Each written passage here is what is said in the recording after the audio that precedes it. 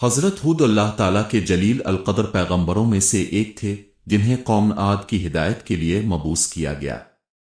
قوم عاد اپنے زمانے کی نہایت طاقتور، قداور اور خوشحال قوم تھی۔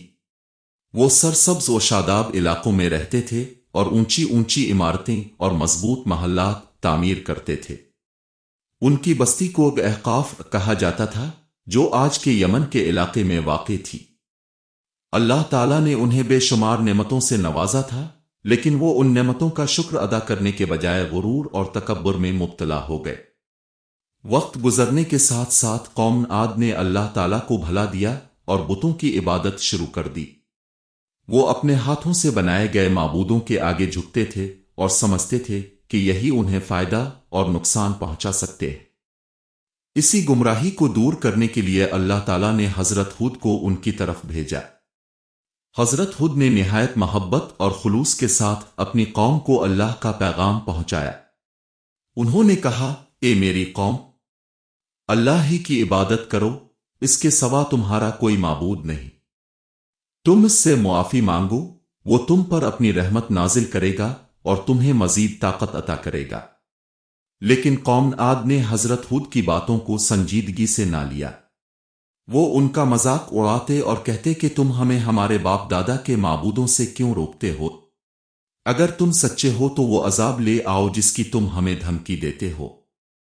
ان کے دل غرور سے بھر چکے تھے اور وہ اپنی طاقت پر ناز کرتے تھے۔ وہ سمجھتے تھے کہ دنیا میں کوئی بھی انہیں شکست نہیں دے سکتا۔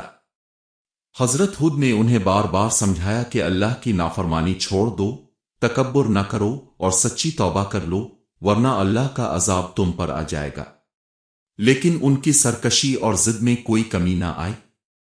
آخرکار جب انہوں نے مسلسل انکار کیا تو اللہ تعالیٰ کا عذاب نازل ہوا۔ ابتدا میں آسمان پر بادل ظاہر ہوئے تو قوم عاد خوش ہوئی کہ شاید بارش ہوگی، لیکن وہ بادل دراصل عذاب لے کر آئے تھے۔ اچانک ایک شدید اور خوفناک آندھی چلنا شروع ہو گئی۔ یہ آندھی اتنی تیز تھی کہ درختوں کو جڑ سے اکھاڑ دیتی، گھروں کو گرا دیتی اور لوگوں کو ہوا میں اٹھا کر زمین پر پٹخ دیتی تھی۔ قرآن مجید میں بیان ہوا ہے کہ یہ آندھی 7 راتیں اور 8 دن تک مسلسل چلتی رہی۔ اس دوران پوری قوم تباہ و برباد ہو گئی، ان کے محلات کھنڈرات بن گئے اور ان کی طاقت کا غرور خاک میں مل گیا۔ اللہ تعالیٰ نے حضرت ہود اور ان پر ایمان لانے والے لوگوں کو اس عذاب سے محفوظ رکھا۔ جب عذاب ختم ہوا تو زمین پر ہر طرف تباہی کے آثار تھے اور قوم عاد کی کوئی نشانی باقی نہ رہی سوائے ان کے انجام کی عبرت کے۔ یہ واقعہ ہمیں یہ سبق دیتا ہے کہ اللہ تعالیٰ کی نافرمانی، غرور اور تکبر انسان کو ہلاکت کی طرف لے جاتے ہیں۔ چاہے انسان کتنا ہی طاقتور اور مالدار کیوں نہ ہو، اگر وہ اللہ کے احکامات کو نظر انداز کرے گا تو اس کا انجام برا ہوگا۔ دوسری طرف جو لوگ اللہ پر ایمان رکھتے ہیں، اس کی اطاعت کرتے ہیں اور اس سے معافی مانگتے ہیں، اللہ تعالیٰ انہیں ہر مصیبت سے بچاتا ہے اور کامیابی عطا فرماتا ہے۔ حضرت ہود کا ایک اور ایمان افروز واقعہ ہمیں صبر، استقامت اور اللہ پر کامل بھروسے کا درس دیتا ہے۔ جب اللہ تعالیٰ نے حضرت ہود کو قوم عاد کی طرف بھیجا تو اپنے نہایت نرمی اور حکمت کے ساتھ اپنی قوم کو سمجھانا شروع کیا۔ ایک دن رات انہیں اللہ کی وحدانیت کی طرف بلاتے اور بت پرستی سے منع کرتے تھے۔ فرماتے، اے میری قوم، میں تم سے اس کام پر کوئی اجر نہیں مانگتا، میرا اجر تو صرف اللہ کے پاس ہے۔ تم کیوں نہیں سمجھتے؟ حضرت ہود کی یہ سچی اور مخلصانہ باتیں کچھ لوگوں کے دلوں پر اثر کرنے لگیں، لیکن قوم کے سرداروں کو یہ بات پسند نہ آئی۔ وہ ڈرنے لگے کہ اگر لوگ حضرت ہود کی بات ماننے لگے تو ان کی سرداری ختم ہو جائے گی۔ چنانچہ انہوں نے لوگوں کو باکانا شروع کیا اور کہا، یہ شخص تمہیں تمہارے معبودوں سے دور کرنا چاہتا ہے، اس کی باتوں میں نہ آؤ۔ انہوں نے حضرت ہود پر طرح طرح کے الزامات بھی لگائے۔ کبھی کہتے کہ تم دیوانے ہو، کبھی کہتے کہ تم پر کسی بارے اثر کا سایہ ہے۔ لیکن حضرت ہود نے بڑی ہمت اور صبر کے ساتھ ان سب باتوں کو برداشت کیا۔ اتنے کبھی غصہ نہیں کیا بلکہ ہمیشہ نرمی سے جواب دیا اور فرمایا، میں ہرگز دیوانہ نہیں ہوں، بلکہ میں تمہارے رب کا بھیجا ہوا رسول ہوں اور میں تمہاری بھلائی چاہتا ہوں۔ وقت گزرتا گیا، لیکن قوم عاد کی ضد اور سرکشی بڑھتی گئی۔ انہوں نے حضرت ہود کو چیلنج دیتے ہوئے کہا، اگر تم سچے ہو تو ہم پر وہ عذاب لے آؤ جس کی تم ہمیں دھمکی دیتے ہو۔ اس پر حضرت ہود نے نہایت یقین کے ساتھ فرمایا، عذاب لانا میرے اختیار میں نہیں، یہ تو اللہ کے حکم سے آئے گا، میں تو صرف تمہیں خبردار کرنے والا ہوں۔ حضرت ہود نے اپنی قوم کو آخری بار نصیحت کی اور کہا، تم اپنے رب سے معافی مانگو اور اس کی طرف رجوع کرو، وہ تم پر آسمان سے خوب بارش برسائے گا اور تمہاری قوت میں اضافہ کرے گا۔ لیکن قوم نے اس نصیحت کو بھی نظر انداز کر دیا۔ پھر ایک وقت ایسا آیا کہ کئی دن تک بارش نہ ہوئی اور زمین خشک ہونے لگی۔ لوگ پریشان ہو گئے، لیکن پھر بھی انہوں نے اپنی غلطیوں کو نہ مانا۔ اسی دوران آسمان پر ایک سیاہ بادل نمودار ہوا۔ قوم عاد اسے دیکھ کر خوش ہو گئی اور کہنے لگی، یہ بادل ہمیں بارش دے گا، مگر حضرت ہود نے فرمایا، یہ وہی عذاب ہے جس کی تم جلدی مچا رہے تھے۔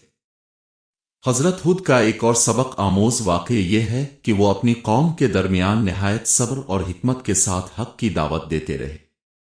قوم عاد دنیاوی طاقت، دولت اور شان و شوکت میں بہت آگے تھی۔ وہ سمجھتے تھے کہ ان جیسی مضبوط قوم کو کوئی شکست نہیں دے سکتا۔ اسی غرور کی وجہ سے وہ اللہ تعالیٰ کو بھول بیٹھے اور اپنی زندگی اپنی مرضی کے مطابق گزارنے لگے۔ حضرت ہود نے ان کے سامنے بڑی نرمی سے بات رکھی۔ ابن فرمایا، اے میری قوم، تم کیوں اللہ کی نافرمانی کرتے ہو؟ وہی تمہیں رزق دیتا ہے، وہی تمہیں زندگی دیتا ہے اور وہی تمہاری حفاظت کرتا ہے۔ اگر تم اس کی طرف رجوع کرو گے تو وہ تم پر اپنی رحمتیں نازل کرے گا۔ ابن انہیں یہ بھی بتایا کہ دنیا کی طاقت ہمیشہ نہیں رہتی، اصل کامیابی اللہ کی رضا میں ہے۔ لیکن قوم کے اکثر لوگ اپنی ضد پر قائم رہے۔ وہ حضرت ہود کی باتوں کو نظر انداز کرتے اور کہتے، ہم اپنے طریقے نہیں چھوڑیں گے چاہے کچھ بھی ہو جائے۔ ان کا یہ رویہ اس بات کی علامت تھا کہ ان کے دل سخت ہو چکے تھے اور وہ سچ سننا ہی نہیں چاہتے تھے۔ حضرت ہود نے ہمت نہیں ہاری، اب بار بار انہیں سمجھاتے رہے اور ہر ممکن کوشش کی کہ وہ سیدھے راستے پر آ جائیں۔ اب نے انہیں اللہ کے عذاب سے ڈرایا، لیکن ساتھ ہی اللہ کی رحمت کی خوشخبری بھی سنائی۔ اب نے فرمایا کہ اگر وہ توبہ کر لیں تو اللہ انہیں معاف کر دے گا اور ان کی زندگی کو مزید بہتر بنا دے گا۔ آخر کار جب قوم عاد نے مکمل طور پر انکار کر دیا اور اپنی سرکشی سے باز نہ آئی تو اللہ تعالیٰ نے انہیں ان کے انجام تک پہنچایا۔ ان کی طاقت اور غرور ان کے کسی کام نہ آئے۔ اس کے برعکس حضرت ہود اور ان کے ماننے والے اللہ کی حفاظت میں رہے اور کامیاب ہوئے۔ یہ واقعہ ہمیں یہ سکھاتا ہے کہ حق بات کو قبول کرنا ہی کامیابی ہے۔ غرور اور ضد انسان کو اندھا کر دیتی ہے، جبکہ صبر، سچائی اور اللہ پر ایمان انسان کو عزت اور نجات عطا کرتے ہیں۔